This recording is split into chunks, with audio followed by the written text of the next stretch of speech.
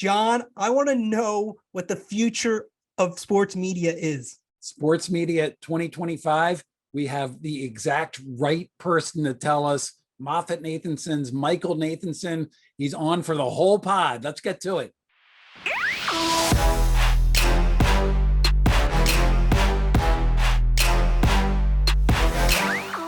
And we're back. The Marchand and Ourand Sports Media Podcast. I'm Andrew Marchand, sports media columnist for the New York Post. He's John Ourand, the media reporter for the Sports Business Journal. And today, John, we're doing something. I love Breaking Bad, and they have a famous episode called The Fly, which they did. I actually didn't really love this episode, even though I love Breaking Bad, best show of all time, where they just had it in basically a studio to save money. We're both on vacation this week, so we taped this up previously. We're going to have a conversation with Michael Nathanson from MoffettNathanson, where we look at the future of sports media, 2025, and a lot of answers here. If you're into sports media and where everything is going, we already taped it. Really enjoyed this conversation. All right, Andrew, here's the thing about our big get this week.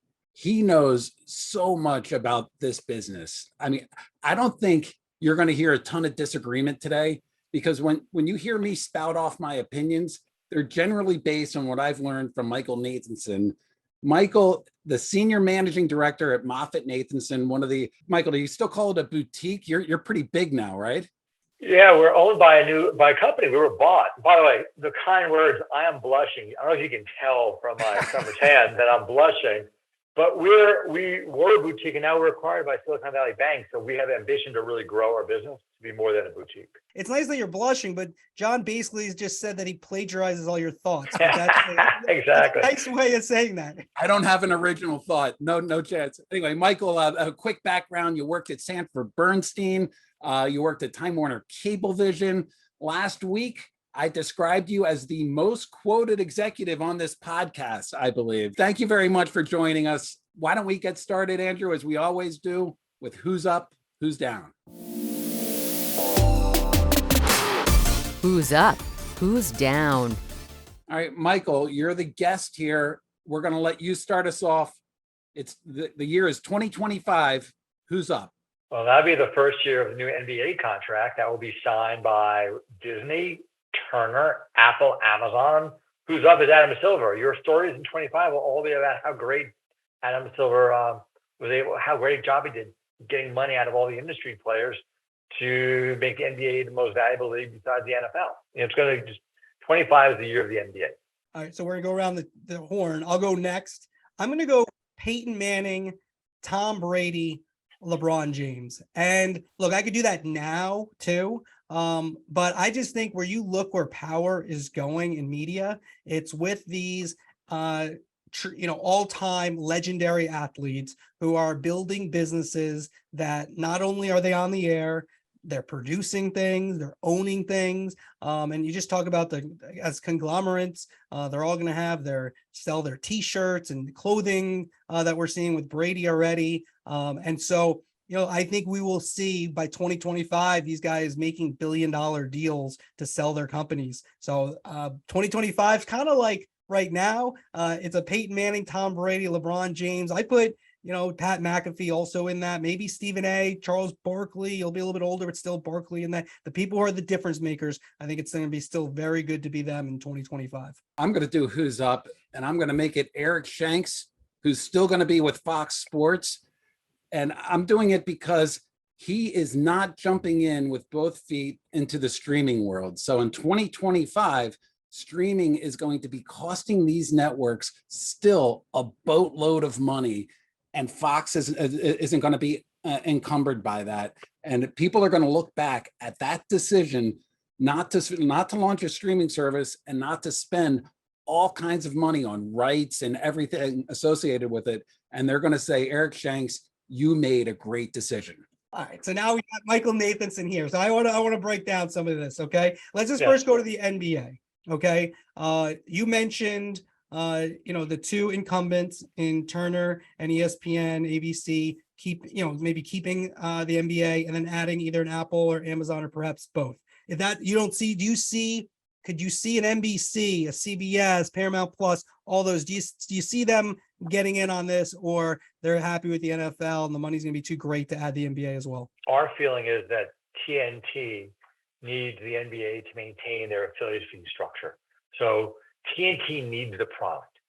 Without it, TNT would be decimated, and that would hurt Discovery, Warner Bros. Discovery.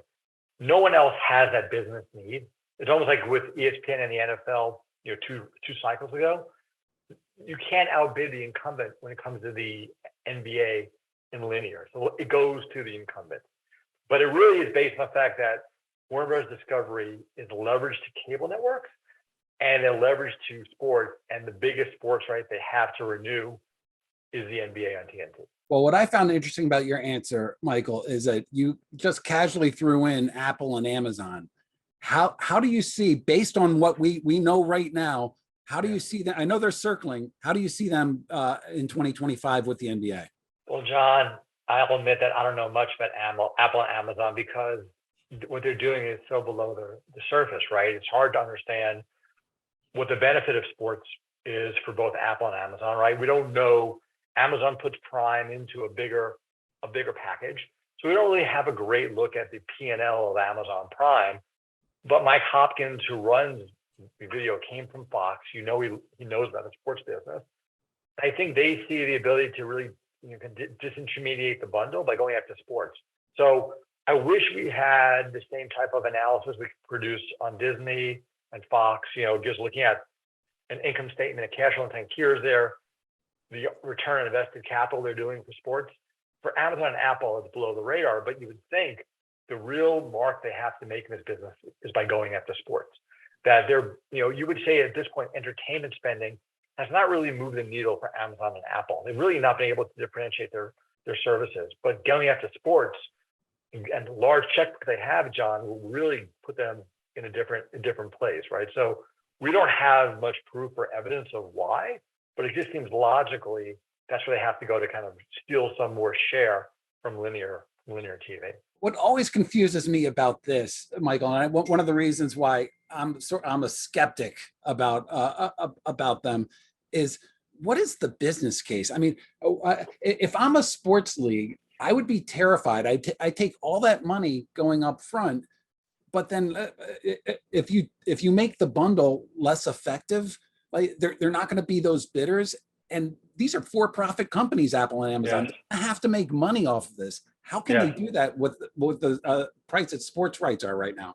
Well, firstly, on the league side, I would say you wouldn't you would do what the NFL did. Give them Thursday night, right? Like Thursday night leaving Fox will not matter to Fox or the bundle or the league, I don't think. It has to be a tertiary product. But when it comes to Amazon, Amazon's math is, well, if we could sell you one more Prime subscription, that's a good thing. We keep you on Prime and raise prices on Prime, or if we can sell advertising, because what they have perfect information on what John's family bought last week on Amazon, right? And they can then go to the advertising community and say, we've got this first party data. We have Prime premium video inventory that you're willing to pay a high CPM for. So you can use advertising to help offset the cost.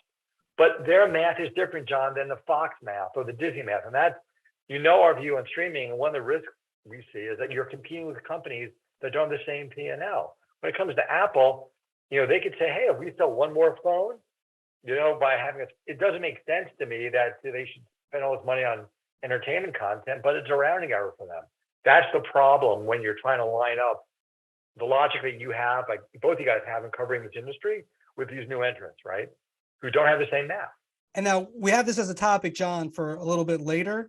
Do you want to keep going here, or we want to go a little bit? Yeah, let's keep going. So here's my question. Apple wants to do subscriptions, right? We're going to see what happens with the MLS. MLS is going to get paid $250 million minus production costs. It's not, they weren't sought after really by anyone else, as far as I can tell. And the numbers I heard were much lower for what others were offering. So I'm a big believer in subscription, in terms of, I just don't think people really understand subscription, at least sports writers, right? We talk about The Athletic, and we're talking about, it's that, people are always like, nobody wants to subscribe for this. And I always say, yeah, that's true. You need 1 out of 10 people. So when you're selling to the world, you don't need as many people. But do you see a world one day where Apple, again, I understand this is 15 years down the road, where Apple, you have kind of like an app store and you can get your Yankees or your NFL, do you think that's something that could happen? Or do you think, no, the leagues are going to make it so, Fox, ESPN, everyone survives and Apple doesn't take over everything? The iTunes of sports basically is what you're describing. Right. So you're asking for my view of where the world's going writ large, right? So here's where the world's going. There's 80 million pay TV homes now that will shrink to 50 to 60 million. So there's 20, 30 million homes at risk, right?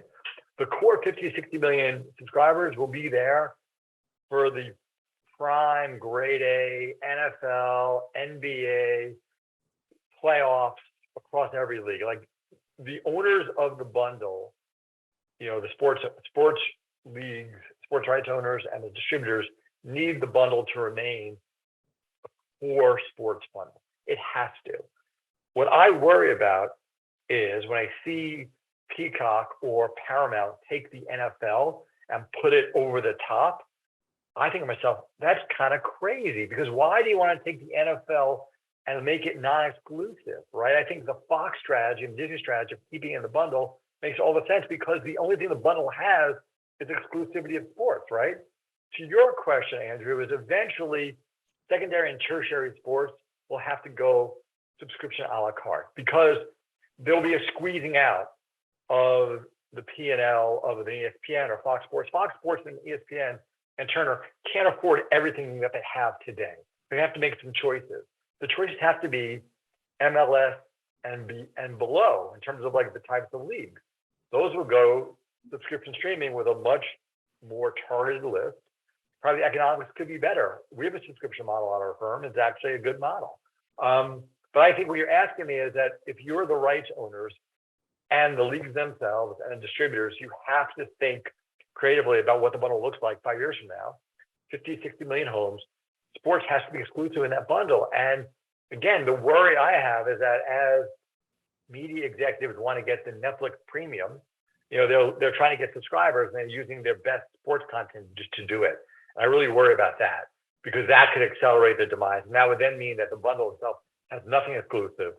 And then maybe Eric Shanks, to your man of the year in 25, will have to give in and subjugate his rights. He sells rights to someone else, because the bundle will be accelerating in terms of cord cutting, getting smaller and smaller. So that's the view. One quick follow-up. So we're going to get into, well, you know what, actually, let's do who's down, because I know what John's who's down is, and this will segue into that. All right, so I'll go last on who's down. Michael, your who's down. I said we're not going to disagree. I think we might disagree on this one. Who's your who's down? Baseball is down. Major League Baseball is down, because I think the RSN, that 20 to 30 million universe lost. I don't know how they pivot to a better model. And baseball is such a local sport and such a long season that I don't know how the league recovers from what happened to the RSN business, right? It's going to take some time to rebuild it. So my view is that, I always say this, I'm a major sports fan. I truly am, but I have YouTube TV. I'm a Yankee and Ranger fan, and I've lived the past 2 years without in-season games. You may think I'm crazy, but that's the decision I've made. I watch all my Ranger playoffs. I watch all the national games, and baseball goes on forever, so I'll watch it, ESPN game of the week or something. But I think cord cutting is going to really hurt baseball more than any other sport. I gotta interrupt you. So you're a Yankee fan. Yeah. You watch you don't have Yes Network anymore. Right.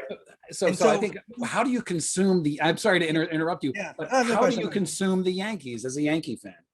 I read articles about I go online and read. You're old school. I love. I read. I see highlights. My son tells me, "Hey, Judge had 2 more home runs last night." Right.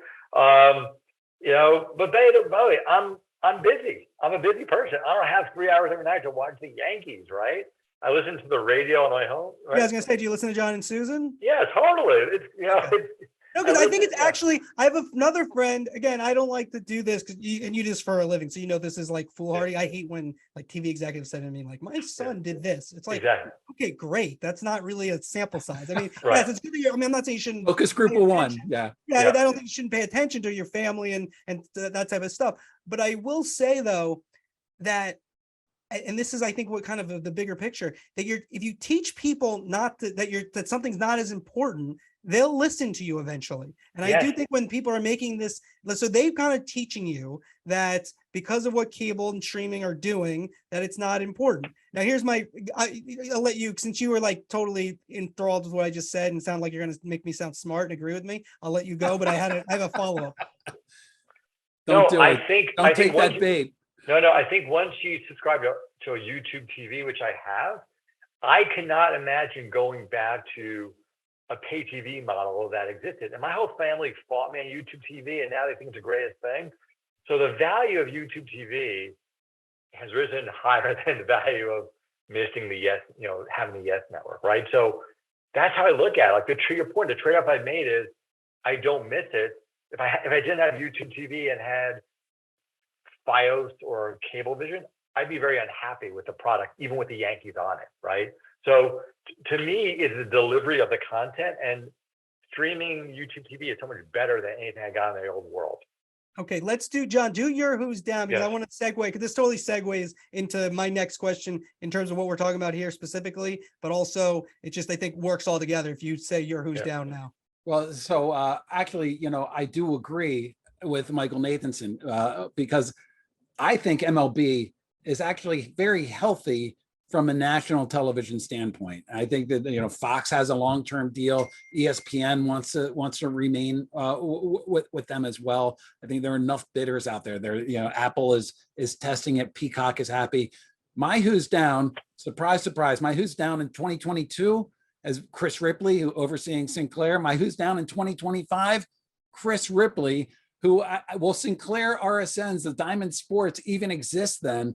And it's the exact same argument that Michael was making.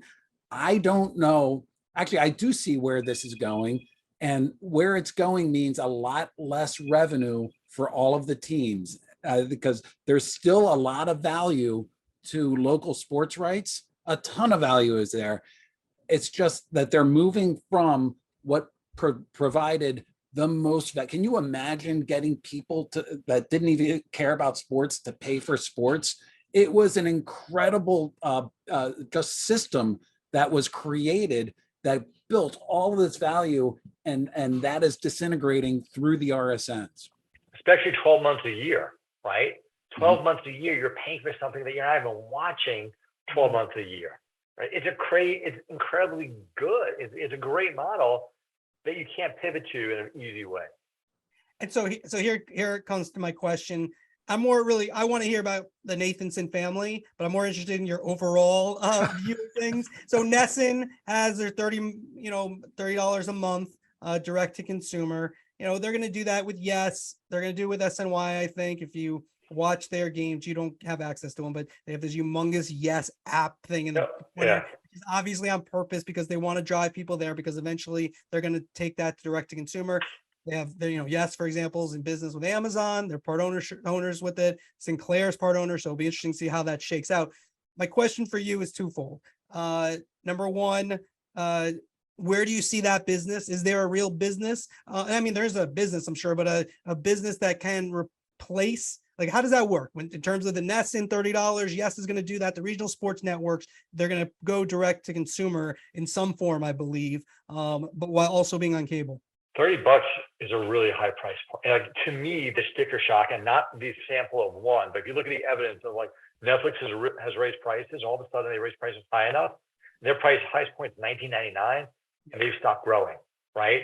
So when you have a $30 price point, it's sticker shock. And that means that if your team is actually having a terrible year, you're saying, why am I paying for this product? Like $30 a month for 6 months, to me, is a really scary price point. But they have to charge it because in John's old model, let's say the average price was $4 a month. Maybe they were getting at best 10%, and they're not getting 10% of the viewership, right? maybe they're getting 5% viewership. Like, they have to replace a model where everyone's paying 100% and only 10% at best case are watching. Andrew, we've been through this for a long, long time. You don't want to pivot these models to a DTC model. You just don't. It's a hard pivot. Even ESPN, we've argued for years, doesn't want to rip ESPN off of the linear bundle and go direct. Not now, anyway. It's just too detrimental to their economics today. But here's the question, though. Yeah. If you charge so much more, like, aren't they purposely doing this to make it such a sticker shock? So then it's like, wait, why? Wait, I do want to watch the Red Sox if you're Nesson, but why not? I'm going to stick with a cable distributor who I can watch my Red Sox game. Andrew, I don't think that they view it as a sticker shock. I mean, Michael, what is your reaction when, I'm sure you've heard it like Andrew and I have, it's less than a cup of coffee from Starbucks per day, you know? Right. $30 isn't, though. $30 for 30 Oh, days. I see. Every day you're saying. Yeah. You get Yeah. coffee every day. Yeah, $30 and is. they think that the sports fans are so avid. Look, I'm still a multi-channel Xfinity subscriber, and I'm an Xfinity subscriber because I have to see Big Ten Network with my Terps and Masson with my Orioles. Like, and so sticker shock, I pay for that, right? And if it went and the Orioles were having the season that they're having now, by the way, I always bring it back to the Orioles, so I apologize for that. But yeah, I would be paying. I'd be paying that, right? It's just $30. The bundle is $80, and the bundle has been losing customers for 8 years now. And you're asking me to pay close to half of the bundle price. It's just it's a high sticker. But Andrew, I think they're charging the prices they're charging because they can't lower the price, because it would really lead to a massive quick unwind in their business model. But they're basically pricing it not to be fully successful because of what you're just saying. They're trying to find the price in which they can get people. Worst case, if you get dropped by Dish, so everyone in the Baltimore area loses Dish. And what would be the makeup price they need to charge to get people who lost Dish to take this new service in Baltimore, right? So I have a question for you, Michael, because I don't think there's anybody in the financial business that follows cord cutting closer than MoffettNathanson and you guys.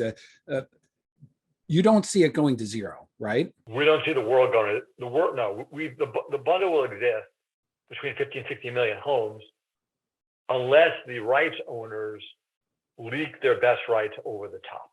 And then so it's CBS and NBC that are playing with fire right now. Yes. Basically. Yes. And then if others, I remember, so John and I talk all the time, and when the last NFL deal was done, we talked about how someone said it was like the end of the world, because you had NBC and Paramount taking their NFL games over the top. And we both said it's the end of the world if everyone follows that lead and blows up their own business model, right? That's the end of the world. But so far, Fox and Disney have not played that game, right? They're not taking their best content, putting it over the top exclusively, not losing exclusivity. They're not. But Andrew, I think you never gave us your loser. You're a big 20. Yeah, well, that's okay. Well, mine's the middleman, the middleman and like the middle platform. So you just talked about, NBC, Peacock, Paramount Plus, CBS. The ones that I like the most in terms of what they're doing in sports are ESPN and Fox. We talked about the beginning. I mentioned Breaking Bad. One of the things that Walter White says is he doesn't believe in half measures. I don't believe in half measures either. And I think either ESPN and Disney, they're all in. We're going to buy everything. We're going to make a moat that nobody else can really infiltrate, even though they're going to get some things, but we're going to have the most by far, where people are going to, basically every sports fan, we're going to be able to bring in because they're going to need stuff that they love.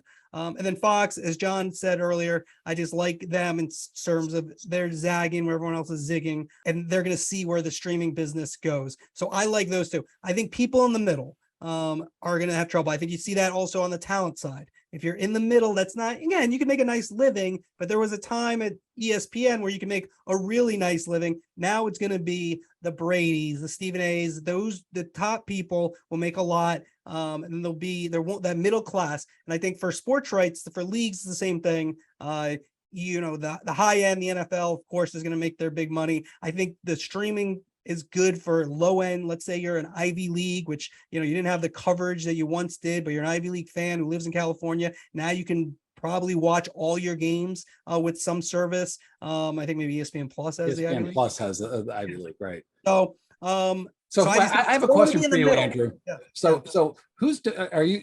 It sounds like you're saying Paramount Plus is a half measure, or Peacock is a half measure. Well, this is what I come to with this stuff. I think that the people who run those things are just as smart as the other people. It's not like they're not as smart. I just don't know if they have the money to compete. And I think that's what it comes down to. We can talk about people being smarter than that. Disney and ESPN have the money. The scary thing for them, of course, is if Apple and Amazon say, well, we have a lot more money. Yeah. You want to see the money. That's Apple and Amazon. So that's my take. I think that the middle groups in terms of platforms, leagues, and individual who are on the air, I think those aren't the places that you want to be. There's evidence of that middle theory already playing out in the film business. Look at the film business, in the past decade. It's been the tentpoles and franchises that have done very, very well. Then you have the low budget art films, and then that whole middle, the $30 to $80 million film, has just disappeared, right? And it just becomes really hard when the economics of the industry are pressured to make a bet on your point and a half measure by not being all in. So you need to make the Marvel. You need to make the Star Wars. You can't make just another $30 million movie. And I totally agree with you. That's why I gave that answer early about the future of how the leagues will break out. You have to be a top 4 league to maintain the economics you have now, right? In national and not locally, national. And let's just, before we get to, we're going to go to the topics in a minute, but do you think that, CBS and Paramount always, there's talk about them being bought, Fox as well. I mean, where do you see that? And, obviously Comcast owns NBC, it's a big company, and Peacock. Where do you see that going in terms of, will there be consolidation? Can these all survive? What I've read mostly is, there could be 3 people are going to be able to support 3 streamers, most households. How do you see that breaking out? Yeah, so it's really interesting. We're starting to see in real time a slowdown in streaming subscriber additions. Like, feels to me that the pandemic accelerated a lot of this adoption, and now the pandemic is still with us, but inflation is here. Consumers are being much more thoughtful about what they want to spend on. You have Amazon, Netflix, Hulu, Disney, I'm missing 1 or 2 others. I think you're right. I think it's 4 or 5. If you're not in that 4 or 5, HBO Max, the economies just don't work. What then happens, though, is that you have family-run businesses. You have the Redstones owning Paramount, Brian Roberts owning Comcast. What do? How do they decide to come together? They can't naturally because they own broadcast stations, broadcast networks. So it feels to us logically you'd say there's too much spending. We've been saying that for years. I don't know how it gets solved, though. It's not a natural M&A path because of the family ownership. And again, Amazon and Apple have really not shown interest in buying legacy media assets. They rather do it themselves. Like, they'll buy IP, but they won't buy cable nets, or broadcast nets, or broadcast stations. So it makes logical sense to consolidate, but I just don't know how it happens, right? So we have this view, we have a buy on Fox and nothing else, because our view is that Fox has the right strategy at this point to just avoid this car crash. Everyone else has to figure out how do they allocate resources. It's not very logical how it all gets unwound to become a better business. Let's stick with Fox, because everybody always points to Fox as the most sort of likely target to be bought. Yeah. Would you, number one, do you agree with that? We have a buy on Fox in part because we think the asset's really cheap and someone should buy it. We don't know who that someone is, right? The next question is, you just mentioned, like, I always thought that if Apple or Amazon really wanted to get into sports, they'd buy ESPN or they would buy Fox. But as you just said, they've shown no interest so far in doing that. Who's out there to potentially buy these things? It's not natural to us, and that's why the market has not ever bid up Fox to where we think the value is. If you look at Fox and you look at Fox, you say, wow, you've got Fox News and the broadcast nets and Fox Sports 1. The whole stock is the same value for Fox News. Like, literally, Fox News is the value of Fox, and everything else is free. We've been saying that for 2 years now. It's not obvious that there's a buyer, and that's why the market is not, paying more for these assets, right? It's not, there's so much uncertainty in the next 4 or 5 years about where core cutting is going to wind up and then the next set of sports rights, that it's not natural to see that there's an easy path forward for all these companies, right? The market hates uncertainty, and the uncertainty index is sky high in this sector right now. It just is. What's another broadcast network, or it doesn't even have to be a broadcast network, but actually, yeah, let's keep it out as a broadcast network outside of Fox that you think is ripe to be bought? I don't think anything is ripe to be bought because there's not a whole new crop of buyers out there, right? There just isn't. Look at some of the companies we cover that are even cable network companies that are very, very cheap stocks, but they've stayed cheap forever because there's not a natural set of buyers, because even if you go to private equity, the uncertainty around future cash flows is so high that we don't want to leverage up these companies, right? So we're in this world of trying to, say the cord cutting in future is not as bad. It's not zero, to your question, right? If it's not zero, what is it? Well, how do we know you're right, Michael? How do you know it's 50, 60 million subs? Why can't it be zero? Why can't people just blow themselves up, right? So it's this really unsatisfying view of the future where no one's willing to make a bet on the future and pay up for whatever future cash flows will come, right? Let me ask one more quick question about this, because I of course, I agree with you, right? Apple and Amazon have shown no interest in buying a legacy media company. Why is that? It would seem to make sense to me that they do that they would. Why do you think that they aren't?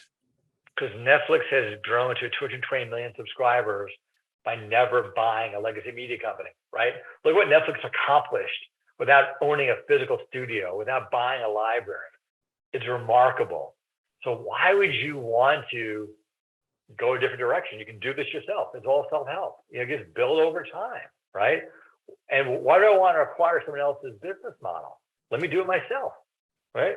And also, even though we've kind of, we understand the economics of the cable bundle, I mean, direct to consumer is a better business, right? Again, obviously, to make it work is difficult, and to make it what Netflix has created is, not impossible, but very hard. But that's a great business model when you think about, selling to the entire world. That's where cable, in theory, is not even as good. Obviously for the sports, what you outlined earlier, for the sports, networks and the leagues, why that's important, the cable bundle. But this going direct to consumer and having everyone give you $15 a month from 220 million people is a pretty good business. Yes and no, because we would say, so it's a complicated answer. For all those subscribers they have at Netflix, they only made $1 billion a year in cash flow. And that was during a pandemic when they couldn't produce new shows. So here I am, this crazy old man saying, well, you would think, Andrew, 30 billion of revenue is a great business. At this point, it's not shown to be a great business. The world that we're leaving is a great business. It's a great business in aggregate, because you had 80 million people paying $80 a month, and they were watching the things they wanted to watch, and everyone got paid. It was like socialism writ large, because if you even had a crappy network with nothing on that month, you got paid, right? And advertisers had no other options but buying linear. So the CPMs went up every single year. The model you talk about is a hard model. It's a hard model. Maybe it works for niches, works for entertainment, it works for stars, no doubt. But if you're again in the middle, which is a lot of the companies we cover in the middle, it's a model I don't want to be anywhere near, right? Like, it's a really hard model. So I disagree with your premise. All right, fine. You know what? John disagrees a lot, so I'm used to this. 2-on-1. Yeah, exactly. Are we going to the topics now? That was the longest who's up, who's down in Nando podcast history. This is different. Well, yeah. I think people are enjoying it. Michael, you're doing an amazing job, and we really appreciate you joining us. This is one of our Mac Daddy discussions. People who listen to the podcast that we've been, we're getting close to a year with the podcast, is when will ESPN go direct to consumer? We have a bet on this. I said within 5 years. We started last year. So let's just say we're 4 years away from ESPN going direct to consumer. Let me explain it because people always take this the wrong way. they would also still be on cable. They'll be on cable and have a direct-to-consumer option, just like the regional sports networks are doing. That's going to happen in the next 4 years. Now we're a little four. I still have a little change. 4.25. There's a dinner bet on this. A couple of people, some of our listeners are involved as well. Michael Nathanson, within the next 4+ years, ESPN will be direct to consumer, the mothership. We're talking everything, as well as being on cable still, or it will not. What says you? Well, I'm assuming it's going to be on cable. We'll start with that. It's going to be on. It's going to be on cable. Of Gonna course. be on cable. Yeah. We're gonna. Okay. Yeah, they're not just So- gonna. That would be something. That'd be a big story. So I would say it's 5 years out, because our math is you probably want a world that half of the U.S. is penetrated with some type of pay TV. Right now, there's 130 million homes. We have 80 million in pay TV. In 4 years' time, there'll be 60 million. So it's right at the point of 25, 26, where you have the decision of, look, half the world has never taken pay TV. Half has. The half that has is subscribing. So I think it's 4 to 5 years out. The question I can't answer is, what's the price of it? Because you have to be very careful on price, right? Almost like the RSNs, Andrew. But I would say to you, it's 4 to 5 years out. It's just when the crossover point of cord cutting becomes half of the country doesn't have pay TV, they maybe start experimenting with it at that point. I mean, what would the price be if you look at the Red Sox going in 2022 at $30 a month? What would ESPN go for? And as a sports fan, I don't consume all my sports from ESPN. So all of a sudden, if I'm going to have to cut the cord, I'm going to have to get, Masson or whatever the local rights are going to be on for, $40 a month, and ESPN for $50 a month. And I'm already with just those two. I'm already over what I'm paying for the cable bundle. Yeah, see, I can't understand why someone who's a sports fan doesn't have a cable bundle. Like, I don't know why you would cobble together what you just described to satisfy your sports needs. Yes, I live without the Yes Network. I'm guilty. But I'm not getting rid of my bundle and getting 7 a la carte streaming services. It just doesn't make sense, right? So we've always thought you have a bundle that serves its purpose. Why do you want to basically create an alternate universe? Get people to stay in the bundle. Look at the price points. Look at the offerings. The problem with ESPN, again, if it's that high price point, you may have churn. You may be really, really worried about the churn because not everyone's going to subscribe to the same content. Like, I'm not a college sports fan. The NFL is over, and then I guess maybe go dark. Who knows, right? So it's really interesting. I always think they need to go very slowly. And we talked to John Skipper for years about this. Be careful what you wish for, and he would agree with that. Skipper would have gone, if Skipper were the president, he would have advocated going direct to consumer early, I think, right? You think? I don't know. I would thought he would think, well, the ESPN Plus strategy makes a ton of sense. It's complementary. It's not a product that attacks the mothership. It's complementary. That's the right way to do it. You don't want to give people a choice to substitute. That's a terrible idea. Right, that's the Paramount. But they're not going to do that. Like I know, like they're not going to do that, right? So exactly. So the question is, what's the price point, which we don't know, and I feel as if, right, that ESPN and would argue we're giving you this much. This is kind of always their argument, right? That we get $10 a month from cable, but we give you so much value to the sports fan. And the person who doesn't like sports isn't watching us, but it supports. We don't have to get into the whole how the cable bundle actually was kind of good for people. People don't really understand it. Is it possible though? You charge, let's just say they charge $50, right? And then you're a sports fan. You say, well, wait 1 second. I could get Turner still, ESPN, Fox Sports, all this stuff, and this is going to cost me $100. So couldn't you make the argument again? I'm kind of just this is something that's percolating in my head that not only will they make it higher, so you push people back to cable, but maybe you could be a little bit of a reversal where some people who are streamers who you kind of never cable people might say, you know what? Maybe I should get cable because I can get all these sports for this amount. And maybe that's where the business plan goes. To me, the most important league is the NFL, obviously, right? And if you said, here's what I worry about. Already 2 of the NFL packages, 3 are over the top. 3 are over the top and 2 aren't. if you said to me, we're making 2 NFL packages available for $5 to $10 a month, people cut the cord in droves, right? You would not have but if you said what you're saying is, well, Fox and Disney are going to charge $60 for the rights to watch Fox Sports 1 and ESPN, well, then the world stays status quo, right? To me, it's how quickly do they want to discount the NFL to drive adoption? Because if they discount the NFL low enough, that'll give people the reason to cut the cord. It's like, hey, the NFL is so much a driver of pay TV usage that if you make it easy for me to cut the cord by price, it'll happen. What's so fascinating about that is the NFL is so predicated on over-the-air broadcast television. It's their whole strategy.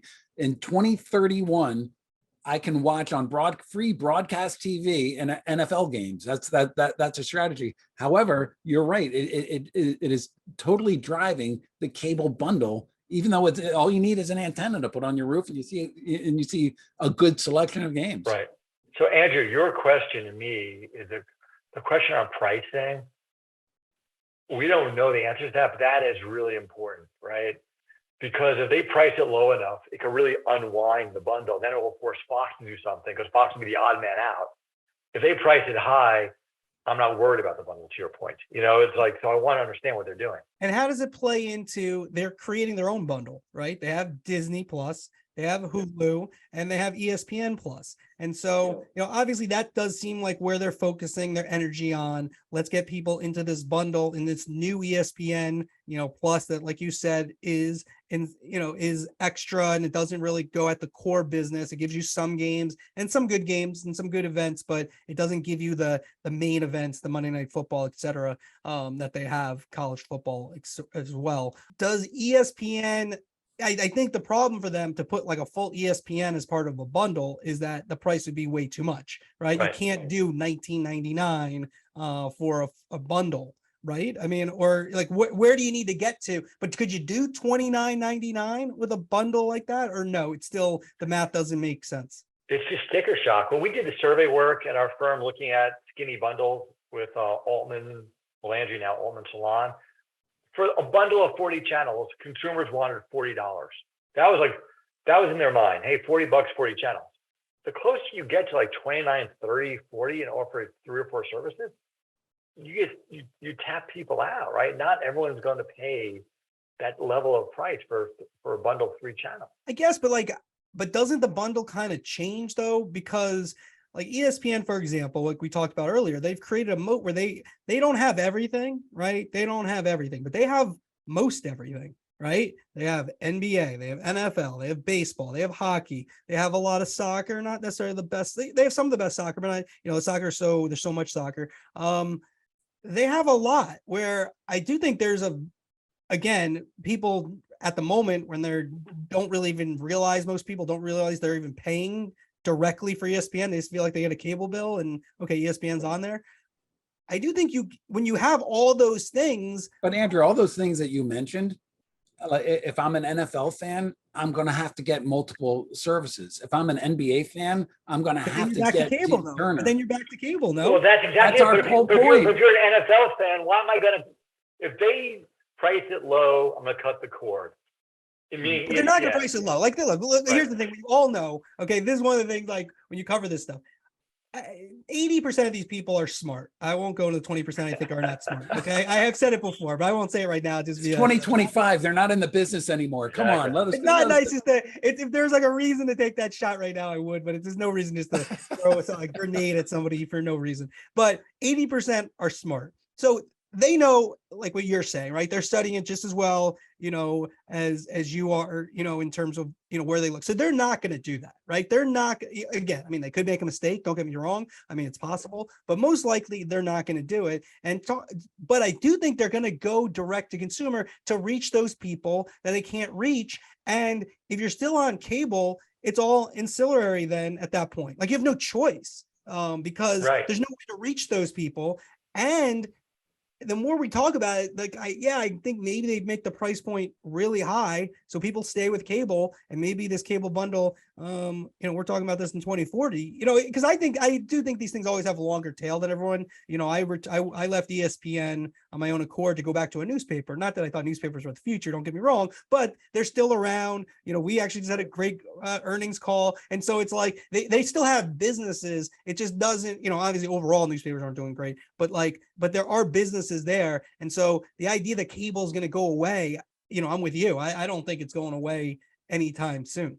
No, I think people who are sports fans are relatively satisfied with the sports offering. I mean, we talk about the ratings every year. The ratings for sports have held in incredibly well. Like, there's not evidence of cord-cutting killing sports ratings. Where the bundle and where the world's made a mistake is leaking entertainment content, streaming. It's a better way to watch entertainment. It's not necessarily a better way to watch sports in streaming. I can't, when I get a 5-second delay on a game, I'm like, oh, I can't believe people are texting me, the Giants just scored, the Rangers scored, and I have to, but I would say to you, the bottom is 50, 60 million homes as long as the players don't do stupid stuff.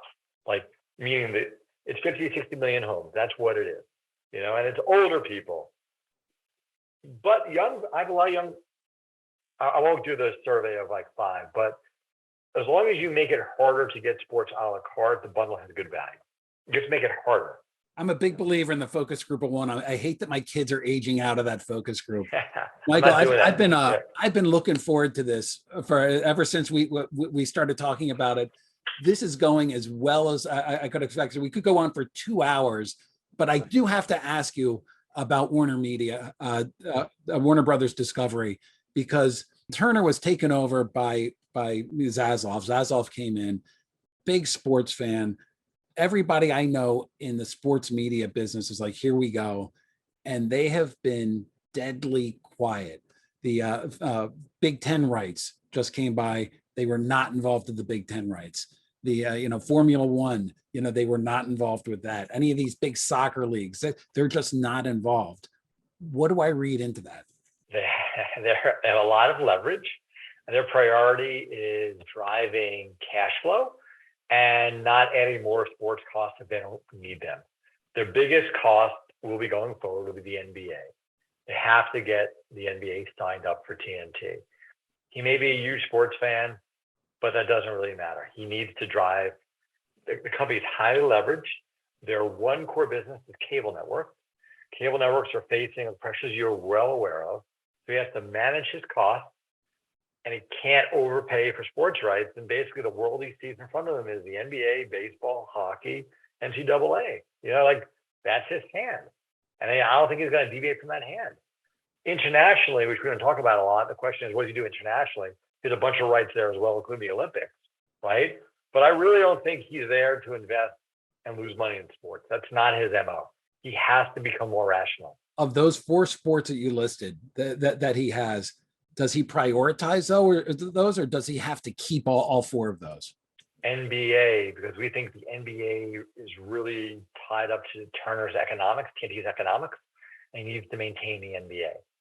As remember, ESPN needed the NFL about 10 years ago because they had a fee structure tied to the NFL, right? And so that's why Adam Silver is my executive of the year in 2025, because he's going to take money out of everyone's pocket because some of these companies really need the NBA to be on, right? That Adam Silver honeymoon, it's still going on in 2025. It's the longest honeymoon I've ever seen for a sports commissioner. Does ESPN have the same, when it comes to the NBA, do they have, are they like Turner? Do they have to get it? They don't necessarily need it. It's not tied up to their economics. Bob Iger was a major NBA fan. As you know, don't know what Bob Chapek is, but they don't need to have the NBA if it doesn't make sense economically. They don't. They'll go with the NHL. But I think the NBA and ESPN has been a really good fit, and I think both sides want to maintain that relationship. Plus, ABC is the home of the NBA Finals, which is good for the NBA. It's a little bit like the NFL. It's a broadcast network that gives you the reach, to kind of raise the the brand up on broadcast. But you don't see like a CBS maybe getting involved? They do that relationship with March Madness? No. These companies all have to, they're under so much pressure economically to invest in streaming, to defend their margins, to drive cash flow. It's such a different world than it was 5-10 years ago. It just is. And then also SEC, which CBS had. There's a ton of changes in CBS Sports as well, right? Like they have a portfolio that may not be the same in 2 or 3 years that it is now. I have one more, if I can. We talked about Amazon and Apple, okay? And I know there's not as much stuff on them, but do you like, it looks like Apple is going to get Sunday Ticket. Maybe they'll be involved in the NFL media as well. We're just waiting on that deal if that's going to happen. Amazon has Thursday Night Football. It has the Yankees locally on Friday nights. Which do you watch those? I don't, because I'm going out Friday night. I'm not Okay, gonna. right. I have a you're life. not I have stuff to do. All right, so no Amazon games for you. All right, and then they have around the world a lot of soccer, a lot of cricket. And so, which plan do you like better from their point of view, the digital plans, in terms of this idea that Apple, of course, we don't really know. Apple doesn't really, they're not very communicative. Are they but they sound like they want to do subscriptions from what I'm told. Which one do you like better? Which plan? The Amazon plan than versus Apple, because Amazon, to me, if you look 5 years out, connected TV is going to be one of the dominant forms of how you watch video. It is now. They have Amazon Prime, Amazon Fire, Amazon TVs. Apple, for all the promises, is nowhere in connected TVs, right? Their Apple box is literally 10 times more expensive than it should be. I'm amazed that Apple's not been more aggressive in building out connected TVs. If you said to me, Michael, this is a plan that the next device that they have after these babies is TVs, and you use sports to do it, that's a good plan, right? But we don't know why they've not sold devices for TVs yet. Whereas Amazon has a whole infrastructure they're building for connected TVs and advertising, and basically make their Prime shopping more valuable. So to your point, Apple needs to have more. They need to do more of some more bones on their strategy, right? It's not clear what they're trying to build here. Yeah, and I find that I'm reading Trip Mickle's book about Apple. People are like, who listen to the pod all the time, is like, how long does this guy take to read a book? Because I mentioned it for but I'm too busy. I try to read before bed. Yeah. And so anyways, it's like the year is 2025. I'm just finishing Trip Mickle's book. But here's the point. Is he putting you to sleep? Is that the deal? It's an excellent job, Trip. I've given him like 5 plugs. All right. Anyways, but they seem to, and again, we know about Apple a little bit just because of who they are, but they just seem to kind of go at their own pace and do things how they want to do them. I don't think sports work like that. Like the pace is too fast. You got to figure it out. You can't look for the best leather around the world and the best glass around the world because too many people are aggressive. And I just think they're kind of slow to this. Now, maybe Sunday Ticket works, but I just feel like they need to kind of, let's go, guys, if you want to be involved. Well, case in point, where has Google, YouTube been all these years, right? And I think when you're really smart engineers who look at things logically, they're like, wait, you want me to deficit finance, like a 10-year contract, and then maybe in year 11 we'll make money, and then after for people who are engineers who, to your point, they control their destiny in engineering, they're like, why do I want to be in this business? It's illogical. It makes no sense, right? 100%. That's why it's great. Hey, Michael, this was as good as advertised. Thanks a John, ton for coming on. That I talk about a big get, man. I didn't want to deliver. I wanted to come in better. But you guys, I love both of you. We should make this like a real show on a network and get paid royalties. You really should. We should get paid royalties on this show. The next sports reporters. Why not do that, guys?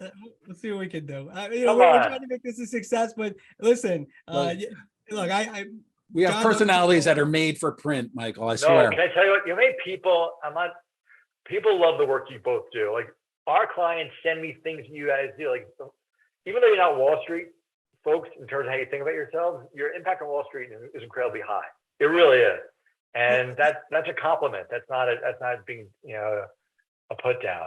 People love the work you guys do. Thank you, Michael. Pardon me for a second. Chris Mason, clip that, send that to marketing, please. And well, the only thing I was going to say though is that you have been great, and we do appreciate it. But the one thing I think you're kind of a little bit you might want to improve upon is that John takes all your thoughts, and I don't know if he because a lot of these arguments, I think everyone agrees I win, weekly. So those are your thoughts. You need to kind of you brought them a little bit better than John. I will say he tells his thoughts better than I tell his thoughts. Absolutely. See, John and I come from this logical, rational school. We don't understand how the world looks at things when they're like the past 2 years. have been irrational. It's been just irrational exuberance on some of these models. And, having the benefit of age says like, no, this makes no sense at all. But you know what? We've been the crazy old men kind of screaming at the moon saying, this makes no sense, and now people starting to listen. By the way, we are both proven correct too. Like that, Yeah. no longer are they prioritizing the streamers. No longer are they prioritizing getting subscribers. Now they're prioritizing profit, which what a surprise. A business prioritizing profit. Exactly. I never would have guessed. Someone. Exactly. But I love to come back on once I get Yes Network and MSG. I'll come on and tell you how it is. I have to figure out how to get that. But I love you guys. I love to come on anytime you want me. I really do. I appreciate it. Thank you. Okay. Be well. See you guys. Thanks, man. That could have gone for another hour as far as I'm concerned. And what I heard is that he agrees with me on the ESPN going direct to consumer. He added about 5 years. You only have about three years and some months. No. Hold on a second. Number one, I heard the exact opposite. He basically said I'm going to be right because that Disney, I've said this before, Disney has the same math equation that they're using. It's going to be right at that 5-year mark. All right. And so it's give or take, but the 5 years is the correct thing. I'm going to say a little less than 5 years, but it's basically when you get the cable penetration of 50, 60 million homes, that's when ESPN is going to go direct to consumer. And he said that's going to be around 2025. So I heard the exact opposite thing. This is like where we are in the country. Right? Someone says something, we both heard the exact opposite thing. All right. He said I was exactly right. And that's how I took it. And I appreciate that, Michael Nathanson, for agreeing with me. But we shall see what will happen. But that was really interesting. He liked Amazon more than Apple. I tend to agree with him with that. And look, we're looking at 2025 and where things are going. And I thought really the thing I learned, and that's kind of what we're trying to do with this podcast. And this is what we try to do, where we try to bring, what we try to do all week to learn things so we can tell the audience. But what I learned, and I kind of knew this, but he really put it really well, is how important the NBA is to Turner and how they have to do that deal. And so that kind of, it doesn't make a guarantee it, but and it also tells you the NBA is going to get such a big number when they have Apple and Amazon and ESPN also involved. But with Turner being, I don't want to say desperate, but with it so important for their business. I think you can say desperate almost. What I found interesting is that his who's up is Adam Silver, and he was very high on the NBA,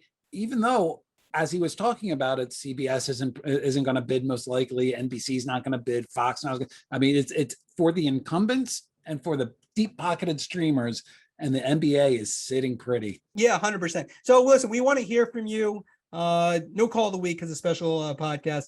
We want to hear from you what you think about this podcast. John did one a month ago with David Levy. So this time we tried a little bit different, and we might incorporate it more regularly, to mix things up, even if we're not on vacation. Next week, though, we'll have a same podcast that we usually do. And we got some big guests coming up in the next upcoming weeks that we're excited about. But as always, if you can rate and review, that really helps us, and we appreciate that. And we want to thank Chris Mason and AC Wyatt, who run the whole show, who do a great job. So we will see you next week. And thanks for listening.